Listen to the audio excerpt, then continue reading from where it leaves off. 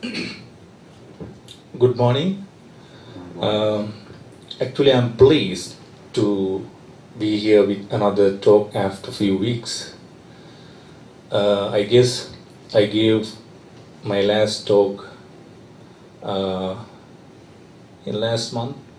Anyway, when I was asked to give this talk,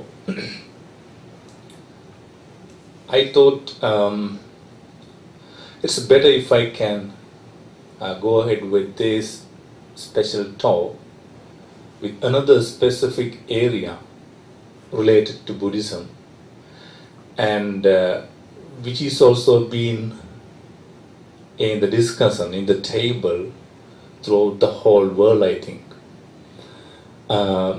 So the topic that I selected for my speech is Reinterpretations for certain traditional Buddhist values. When I was reading a book that I'm supposed to read for this semester in the university, I found a Vietnamese monk who did a great job, a human service to the whole world, all the nations in the world, and he is none other than but Venerable Thich Nhat Hanh, the Vietnamese monk. He introduced for the first time something called New Buddhism. Is there something called New Buddhism? So then we have to identify, distinguish it with another aspect. It is the traditional Buddhism. So we have traditional Buddhism, then we have today the New Buddhism. Whatever it is, I think he did a good job by introducing this New Buddhism under the term engaged Buddhism.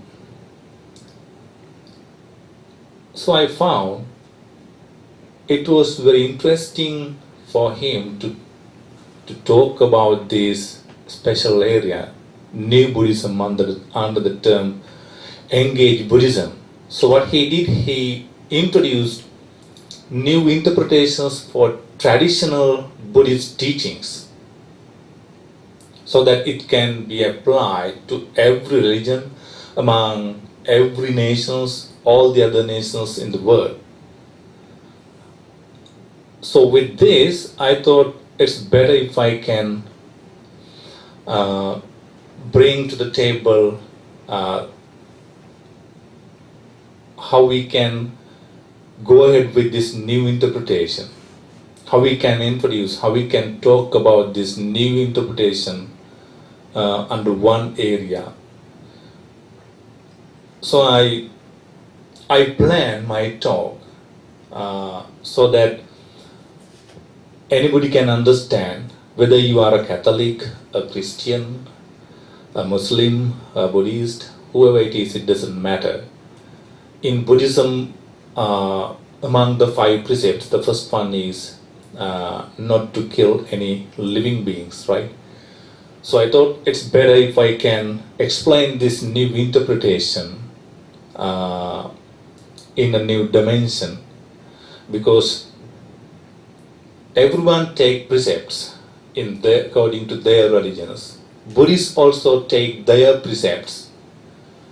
Even the monks also take their precepts. The first precept, I think, in Buddhism and in any other religion would be not to kill any living beings. We should have some kind of compassion towards every being in this universe. But before I'm going to explain this precept, the first precept, I want to ask some questions. Why do some people misuse basic human rights like, another's right for living? It is happening throughout the whole world. Then the second question is, can the man resort to any killing as a civilized person? If you are a true Buddhist, if you are a true Christian, if you are the true Catholic, if you are a true Muslim, a Hindu, can you resort to any killing?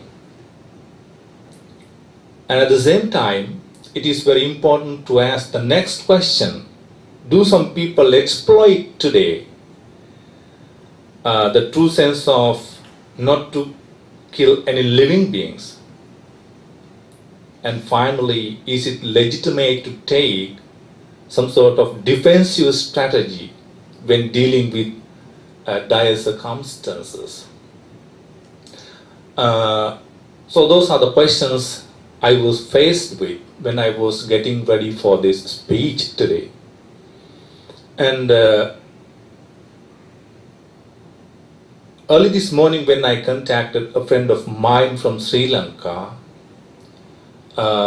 she also said that we are facing with this problem, we are struggling with this problem. Even though we talk about precepts, Buddhism, religion, all the other good things in the name of a religion, everyone's life is in danger, is in a great insecurity. Why is this? So under such a circumstance, I think it's a good time today for us, for every one of us, to reinterpret these traditional texts, whether it is precepts or whatever it is, in a new dimension. We have to look at these issues in a new dimension. You know, in Buddhism, when it comes to interpret the first precept, it is very interesting to see how Buddha has defined it in with a profound meaning. It is not just to be away from killing living beings. You can say, you can give a promise, an oath, that you will not kill any living beings. But we have to ask some questions. Whether you are in possession of a weapon, in other words, do you have a weapon in your possession? Because when I was studying this Pali language, which is an ancient language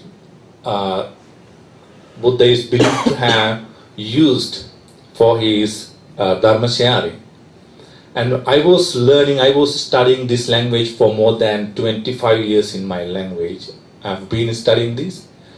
And when I was going through some special early discourses, okay, not the later interpolations, I'm talking about the earliest discourses, I found a very interesting definition given by the Buddha for the first precept. If you are a Buddhist, whether you are a layperson or a monk, alright, your responsibility is to stay as much as possible from killing living beings. That is true. You give that promise, you take that promise, but that alone is not sufficient. In the early discourses, Buddha says, when he was addressing the second part, he says that alone is not sufficient. Alright, he gives the definition like this: abandoning the killing of living beings, abstains from killing living beings, with rod and weapon laid aside, gentle and kindly, he abides, compassionate to all living beings. Alright, the first part is clear for you, but I'm here to explain, to talk in detail the second part. How we have to be gentle and kind. How we are going to, what is meant by when it is said to be away from, not to touch any rod or weapons. How we can lay those things aside. And how we can be compassionate to all living beings. When it is said you have to be, when you are following the first precept, you have to be compassionate to all living beings. I found that even though people are aware of the first precept, somehow or the other they have some kind of ignorance. It is because of this ignorance, I think they get involved with some kind of, I don't say direct killing, but it is indirect killing. So my new dimension, as the way Venerable Vietnamese monk Thich Nhat Hanh did in 1960s, I think we have to reinterpret those new dimensions in a precept. The first thing we have to understand that every living being desire, love very much for his life, for its life. And if you are not ready to follow this, if you are not ready to understand this, the repercussions will be very, very, how I can say, very dangerous. Buddha says, if you go ahead with killing living beings, or as I look at this problem in a new dimension, if you at least get involved in indirect killing, who knows that whether we will have to pay for what we did, for what we do here in this world. Because the Buddha says, when he defines this first precept, not to kill any living beings, definitely you'll have to be born, your destination will be a very bad one. In other words, it will be the hell. Suppose if you are, as we Buddhists, we believe there is a second birth, a rebirth. Suppose if you are not born in a hell, and if you are going to come to this world again as a human being, Buddha says that wherever you are reborn, you'll be short-lived.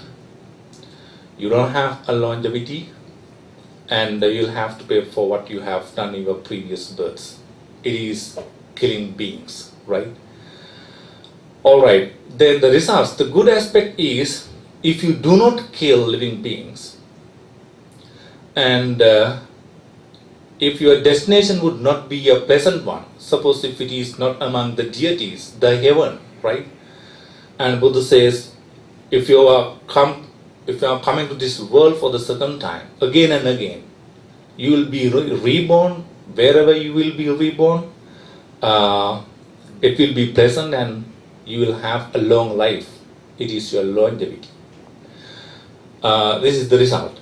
Alright, why do I present these questions and these special areas into the table? Why did I take all these problems, issues into the table? We need today some kind of new interpretations, new definitions for some kind of traditional teachings, whether it is Christianity, whether it is Catholicism, whether it is Islam, or whether it is Buddhism, Hinduism. We need actually today some sort of new interpretations, new definitions. Why is that? People, even whether they are educated, sometimes it is because of their ignorance, I think. They get involved in indirect killing. How they are doing this? It is actually maybe selling some mass destruction weapons, right? It's a problem. Throughout the whole world, it's a problem now. Selling, manufacturing and selling weapons. And the next one is using some kind of chemical stuff in food production. And the third part is the drug dealing. Maybe a person can sell a weapon, manufacture a weapon and sell. Maybe he does not kill, but I think, this is how I think. Maybe you have got many questions and comments. You can share it with me after the talk. I think it is indirect killing. Why? You are supporting somehow or the other in an indirect way, to kill somebody. Suppose if somebody is engaged in drug dealings, if not chemical substance, chemical using chemicals in food production. Again, it is, I think, indirect killing, because whoever is going to consume that food, he will not live a long life. It affects his health, right? You know that. The person who manufactures, the person who produces these things, he or she knows this. No one can say that, no one can deny this truth. So I think when we come to new interpretations, new definitions, definitely some people would get involved in indirect killing. Why do we need to redefine the traditional teachings? I found in one of the books I have read something called compassionate killing. Wow, is there something called compassionate killing? If compassion is good, how can there be compassionate killing? Alright, there is a Mahayana Sutra as Upaya Kaushalya Mahayana Sutra, in which it says that Buddha was born as an aspirant, a bodhisattva. And one day he was sailing on the sea with another 500 merchants. And what happens, at one night, deities approach the bodhisattva, the aspirant of the Buddha, and he says, there is a rogue, there is a bandit among these 500 merchants.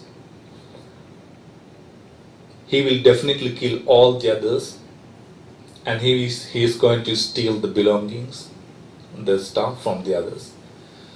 And now it is responsibility to save all these 500 merchants from this bandit, from this killer. And the deities, they disappeared.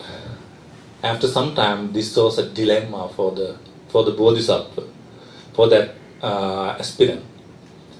And he was thinking, if I am going to let all the other merchants, 500 merchants, that there is a bandit, there is a killer in this ship, definitely all these 500 merchants, they will kill this person, and they will have to definitely pay for what they do today in the near future. They will go to the hell. And if I'm going to kill, I'll be reborn in the hell, because killing is not good. I'm killing a human being, whether he is a bandit or whether he is a rogue. It is a human life. We have to pay for it. So he took some time. He pondered over and over again why I should do.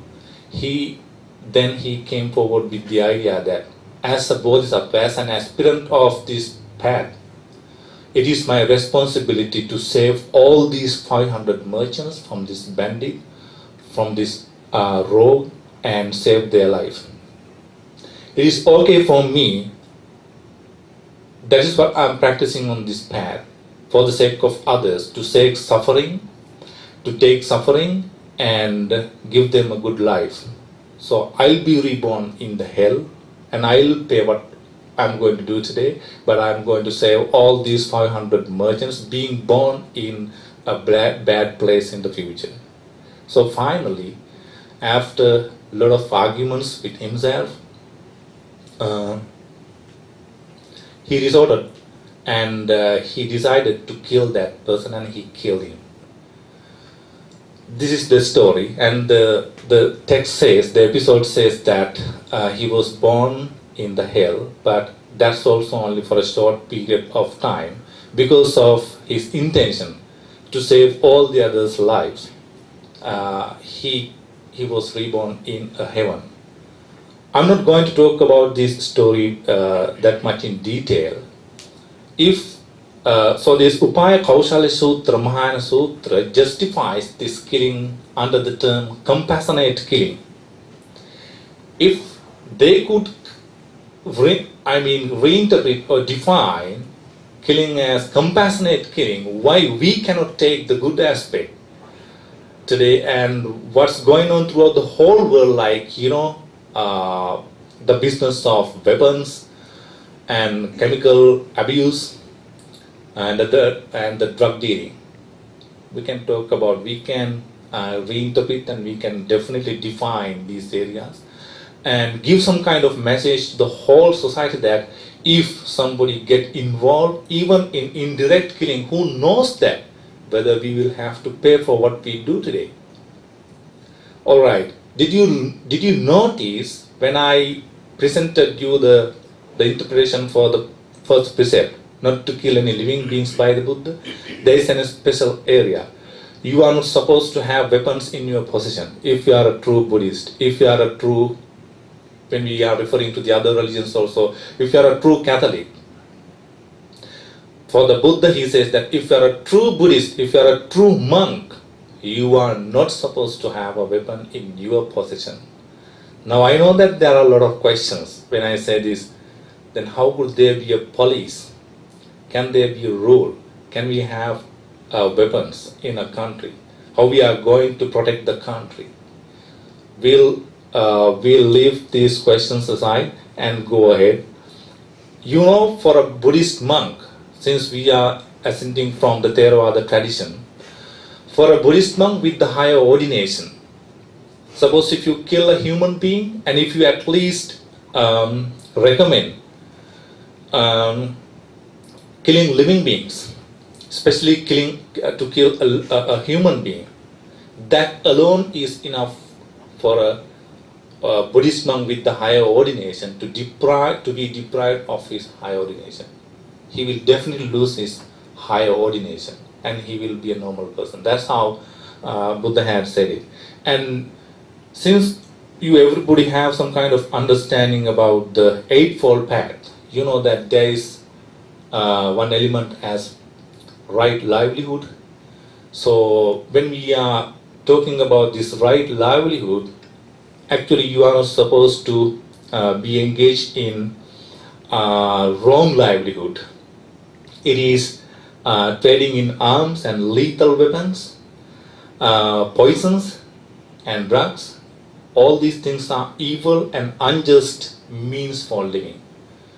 And another Buddhist monk, he is Professor Valpala Rahula, and he wrote a book, What the Buddha Said, and I think maybe some of you have read this book.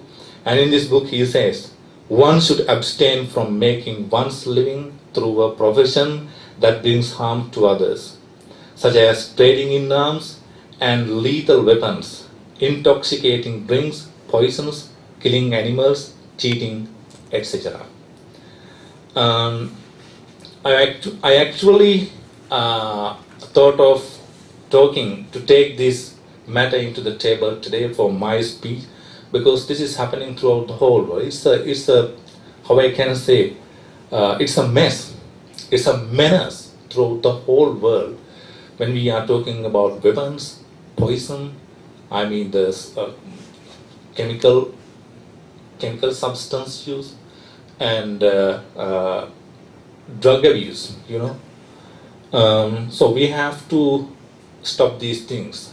I think when we are talking about America and other countries, selling weapons, manufacturing weapons and selling weapons is a big issue, right? We don't know, even though we are living today like this, something could happen terrible, something terrible could happen tomorrow. It is because of these weapons. It's a business today, I know that it's a business. When it comes to when we go to the other side of this world, maybe it is my country, Sri Lanka, we don't have that problem that much like we have today, I mean selling weapons. But we do have some kind of violent activities. But all of the nation in Sri Lanka, the whole nation is suffering from because of importing, bad food with lot of chemical use. People suffer a lot. They have some sort of ailments, and their health is in a great danger. People die at a very young age. I know that. Sometimes the doctors are also unable to diagnose what the case is. It is because of this, poison. All right. And leaving aside all these things, since I have only a very short period of time to finish my speech, I think I must remind you that there is another place in one of the great sutras, since you have been practicing loving kindness. In the Buddha's teaching, there is a special sutra under the term Metta Sutra. Metta Sutra means how to spread the loving kindness. There Buddha says like this: whichever are seen or unseen, here whichever means the life, whichever are seen or unseen, whichever live far and near, whether they already exist or are going to be, let all creatures be happy-minded. The Pali word is sambhavesiva. For the translation, whichever is going to be, he is still seeking a birth. So if you are practicing true loving kindness, you have to spread it even for those who are seeking a rebirth. They have not yet come to this world. They have not yet come to the womb of a mother. They are seeking a rebirth. So Buddha says that you have to spread your loving kindness even those who are seeking for a rebirth. So what else? So with that, I think it's time for me to finish my speech. And Buddha says, let me finish this with this quotation from one of the sutras. Before that, I need to tell you, try your best. So much the better if you can stay away from direct killing. If you can be away from and lead a very good life away from direct killing, so much the better it is. And the next thing is, if you can try your best to define, to understand what is indirect killing, whether I get involved with indirect killing, that's also very good, because we can give some sort of assurance your next life would be a great one, because you have not yet involved in indirect killing. Finally, Buddha says in one of the sutras, you can find this under the term the shorter exposition of action, Tulla Kamma Vibhanga Sutta, in the middle sayings of the Buddha, Majjhima Nikaya. The sutta's number is 135. There Buddha says, with this I'll wind up my talk. Buddha says, beings are owners of their actions, heirs of their actions. They originate from their actions, are bound to their actions, have their actions as their refuge. It is action that distinguishes beings as inferior and superior. So we have to understand that whether we will be an inferior person or superior person. Thank you so much.